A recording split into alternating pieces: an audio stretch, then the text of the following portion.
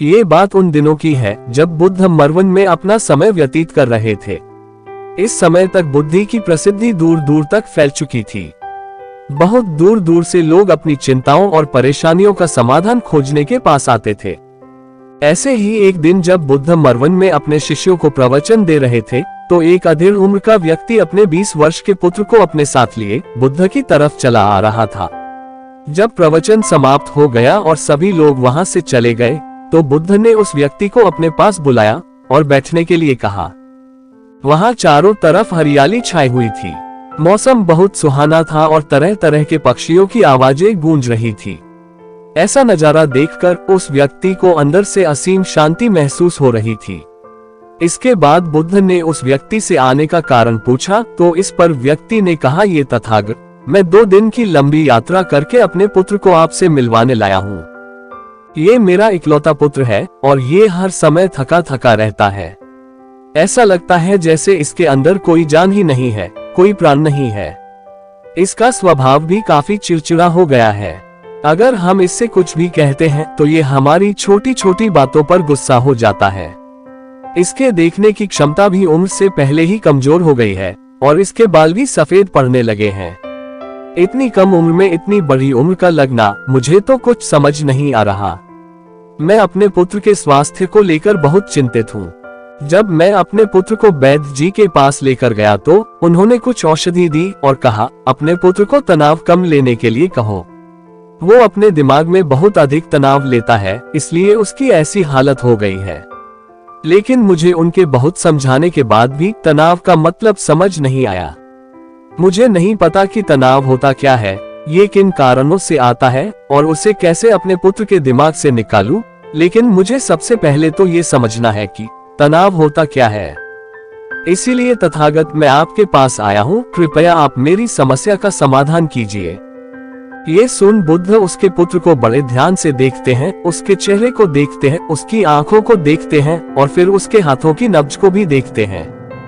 ये सारी विधि करने के पश्चात बुद्ध उस व्यक्ति से कहते हैं, तनाव लेना तो कोई नहीं चाहता, लेकिन फिर भी ये तनाव लोगों के दिमाग को दीमक की तरह पकड़ लेता है और व्यक्ति जान भी नहीं पाता कि वह तनाव में जी रहा है। लेकिन अगर व्यक्ति तनाव के कारणों को अच्छे से समझ लेता है और तनाव के बारे में कोई ऐसा पैमाना बना लेता है जिससे वह जान सके कि वह कितने तनाव में है, तो वह इस समस्या का समाधान भी खोज सकता है। सबसे पहले तो तुम ये समझो कि तनाव होता क्या है। जब भी कोई व्यक्ति कोई काम कर रहा होता है लेकिन उसका मन कहीं दूर भटक रहा होता है, कल्पनाओं में होता है, तो उसके शरीर और मन के बीच एक दूरी पैदा हो जाती है। ये दूरी जितनी अधिक होगी, व्यक्ति उतनी ही ज्यादा बेहोशी की अवस्था में होता है और शरीर व मन के बीच की इसी दूरी, इसी खिंचाव को तनाव कहा जाता है। आखिर कोई पसंदीदा खेल खेलने के बाद व्यक्ति चुस्ती और प्रसन्नता से क्यों भर जाता है, जबकि उसने तो अपने शरीर को थकाया है। लेकिन समझने वाली बात यह है कि खेलते समय मन और शरीर एक साथ पूरी तरह से उस खेल में केंद्रित होते हैं, जिससे शरीर और मन के बीच दूरी पैदा नहीं होती और कोई तनाव पैदा नहीं होता। और अगर दिमाग में कोई तनाव था भी तो वो भी दूर हो जाता है। लेकिन इसके विपरीत जब हम कोई ऐसा काम करते हैं जो हमें पसंद नहीं है, तो हमारा शरीर तो उस काम को कर रहा होता है, लेकिन हमारा मन कहीं दूर कल्पनाओं में भटक रहा होता है, जिससे शरीर और मन के बीच एक दूरी पैदा हो गई और तनाव ने जन्म ले लिया। इसीलिए व्यक्ति को एक समय पर सिर्फ एक ही काम करना चाहिए और अपने तन और मन की सारी शक्ति उसी एक काम पर लगा देनी चाहिए, जिससे व्यक्ति के अंदर तनाव पैदा ही ना हो। इसके बाद बुद्ध ने कहा, तनाव पैदा होने के मुख्य 8 कारण होते हैं और जिसने इन कारणों को समझ लिया वो जीवन भर तनाव मुक्त रह सकता है। मुख्य कारणों में सबसे पहला कारण है अति महत्वाकांक्षी होना। महत्वाकांक्षी होना अच्छी बात है, लेकिन क्या कभी आपने इस बात पर ध्यान दिया है कि इंसान के लक्ष्य कभी पूरी ही नहीं होते। उसका एक लक्ष्य पूरा हुआ नहीं कि वह दूसरे की तरफ भागने लगता है, दूसरा पूरा हुआ तो तीसरे की तरफ, और इस तरीके से वो अपने लक्ष्यों को पाने के लिए जिंदगी भर गोल गोल घूमता रहता है। इसीलिए जो व्यक्ति अति महत्वाकांक्षी होता है, जिसने बड़े बड़े लक्ष्य बनाए होते हैं, वह वर्तमान में कभी रह नहीं पाता। उसका मन सदैव भविष्य की योजनाएं बनाने में ही व्यस्त रहता है। उसका शरीर तो वर्तमान में रहता है लेकिन भविष्य में ही रहता है, जिससे मन और शरीर के बीच दूरी पैदा हो जाती है और वह तनाव भरी जिंदगी जीने लगता है। बुद्ध के मुंह से यह बात सुन उस लड़के ने कहा, बुद्ध, तो फिर इसका मतलब है कि हमें लक्ष्य नहीं बनानी चाहिए, क्योंकि लक्ष्य बनाना भी तो महत्वाकांक्षा ही है। इस पर बुद्ध ने कहा, जीवन में लक्ष्य बनाना कोई गलत बात नहीं है, लेकिन समस्या तब उत्पन्न होती है जब वो अपना पूरा ध्यान उस लक्ष्य से मिलने वाले परिणाम पर ही लगा देते हैं और उसके परिणाम की चिंता करते रहते हैं। व्यक्ति को वर्तमान में जीना आना चाहिए। आप लक्ष्य बनाइए और उस लक्ष्य की प्राप्ति के लिए कड़ी मेहनत करिए, लेकिन साथ ही साथ आपको इस बात का भी ज्ञान होना चाहिए कि आप अभी वर्तमान में जी रहे हैं और वर्तमान ही सत्य है। बुद्ध ने आगे कहा, तनाव का दूसरा सबसे बड़ा कारण है ईर्ष्या। जब व्यक्ति ईर्ष्या और जलन से भर जाता है तो उसका मन अंदर से सड़ने लगता है। ईर्ष्या एक आंतरिक घाव है।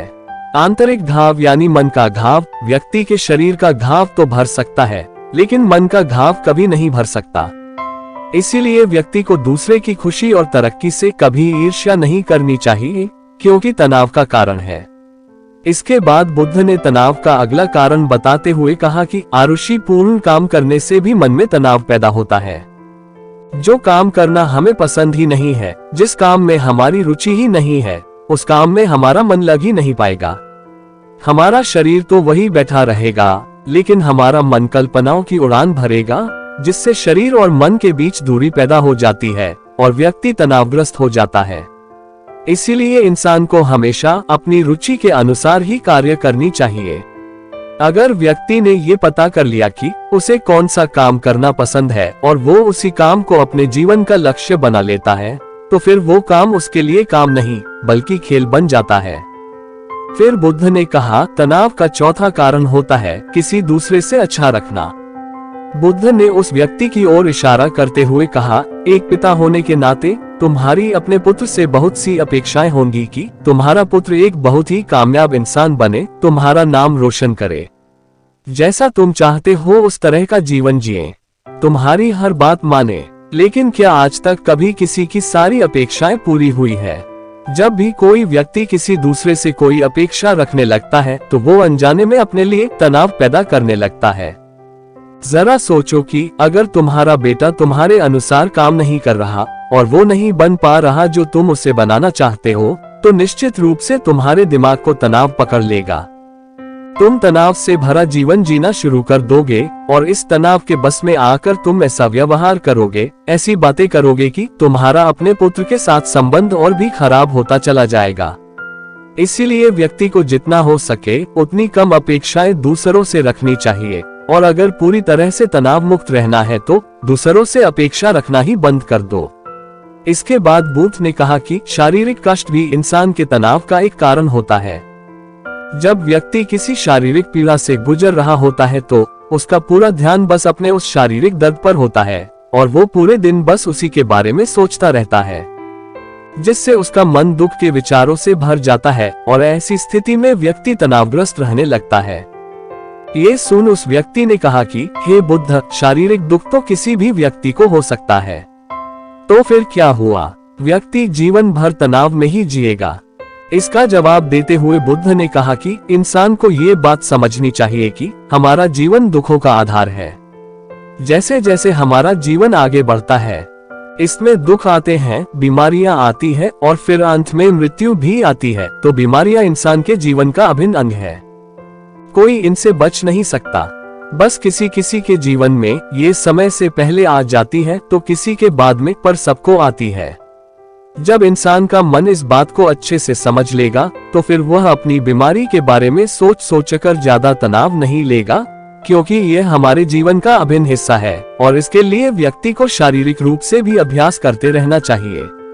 अपने जीवन में व्यायाम और स्वस्थ जीवन शैली को भी जगह देनी चाहिए, ताकि उसका शरीर लंबे समय तक निरोगी रहकर सही से काम कर सके। तनाव का अगला कारण होता है अपनी योजनाओं को समझने के लिए समय न देना। कुछ लोगों के दिमाग में कोई विचार आया नहीं है कि वो बिना सोचे समझे उस पर काम करना शुरू कर देते हैं, और जब उस काम में उन्हें असफलता मिलती है तो वह तनाव से भर जाते हैं, क्योंकि उन्होंने उस काम को शुरू करने से पहले उसके बारे में पूरी जानकारी इकट्ठा नहीं की थी। इंसान को कोई भी काम शुरू करने से पहले उसके अच्छे और बुरे परिणामों के बारे में ठीक से सोच विचार कर लेना चाहिए। इंसान को इस बारे में भी सोच लेना चाहिए कि अगर ये योजना सफल नहीं हुई तो फिर इसके बाद मैं क्या करूंगा। इसलिए व्यक्ति को अपनी योजनाओं को ठीक से समझने के लिए पूरा समय देना चाहिए ताकि बाद में उस योजना की वजह से तनाव पैदा ना हो। तनाव का 7वां सबसे बड़ा कारण होता है टालमटोल करना। आज के काम को कल पर टालना। आप लोगों ने ये कहावत तो सुनी होगी कि आलसी इंसान के शरीर का सबसे बड़ा शत्रु है। इंसान आलस्य की वजह से आज के काम को कल के लिए टाल देता है और फिर काम को टालना उसकी आदत बन जाती है। काम को कल पर टालने वाले व्यक्ति का काम कभी भी समय पर पूरा नहीं हो पाता और अगर किसी तरह से पूरा हो भी जाता है तो वह उतना अच्छा नहीं हो पाता जितना अच्छा उसे किया जा सकता था और फिर यह बात व्यक्ति के अंदर तनाव पैदा करती है। लेकिन काम को टालना या काम को एकदम अंत समय पर करना एक आदत है।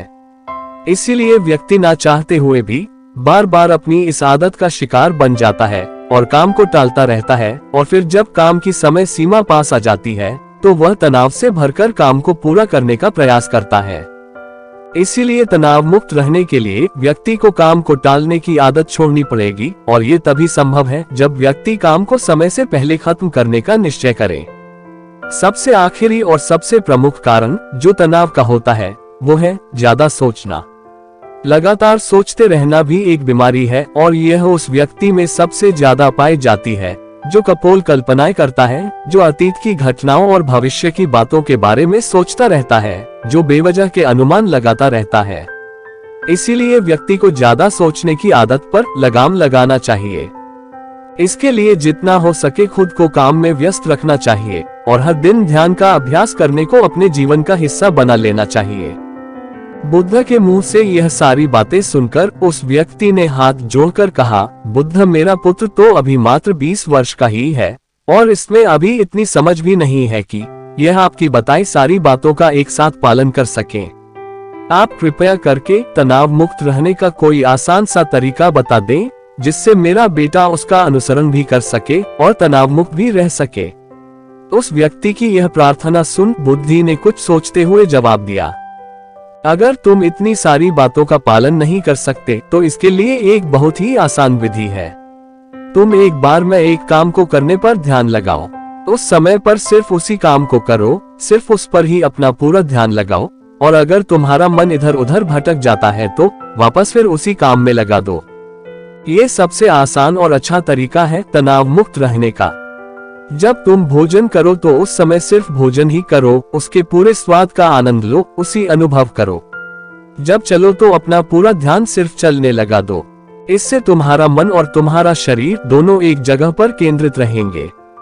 दोनों के बीच दूरी पैदा नहीं होगी जो कि तनाव का मुख्य कारण होती है। दोस्तों, आज की युवा पीढ़ी एक ही समय पर 2-2-3-3 काम करने के आदी हो चुकी है, जैसे फोन पर बात करते हुए गाड़ी चलाना, खाना खाते हुए टीवी देखना, ये फोन चलाना और फिर इनकी शिकायत रहती है कि मैं तनाव में जी रहा हूँ, मेरा मन शांत रहता है, मैं चिड़चिड़ा सा हो गया हूँ। जब कोई व्यक्ति एक ही समय पर 3-3 काम करेगा तो तनाव पैदा होना तो स्वाभाविक है, क्योंकि दिमाग तो एक समय पर पूरा ध्यान लगाकर सिर्फ एक ही काम कर सकता है। पूर्ण रूप से एक ही समय पर 2 कामों पर ध्यान कभी नहीं लग सकता।